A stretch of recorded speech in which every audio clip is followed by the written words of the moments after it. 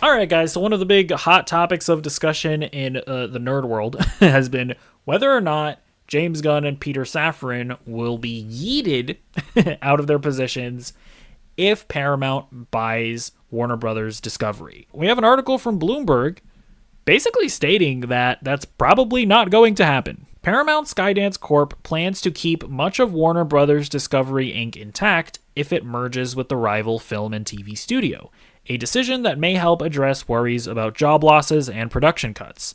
David Ellison, chief executive officer and controlling shareholder of Paramount, wants to keep the creative teams of the two studios, while consolidating some of the marketing and distribution, according to people familiar with his plans. Paramount has made 3 unsolicited offers for Warner Brothers over the past month, all of which have been rejected.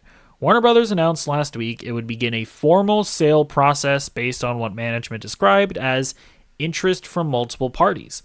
It's possible the company continues with current plans to split off its cable TV networks from the film and streaming business next year without doing a deal with Ellison's company. So there's that. I also want to play something from the John Campea show real quick. I know a couple of people over at Paramount, and to which I wrote, I quoted this article out of Bloomberg. I says that Ellison plans to keeping the creative teams in place.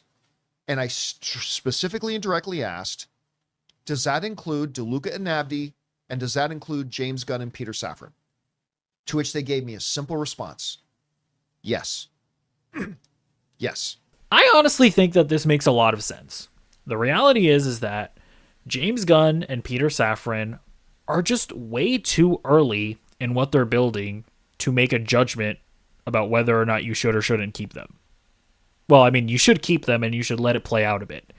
Like, I would argue that we only have one project that's of major consequence so far from DC Studios, and that's Superman. And if you ask me, Superman is a success for DC Studios.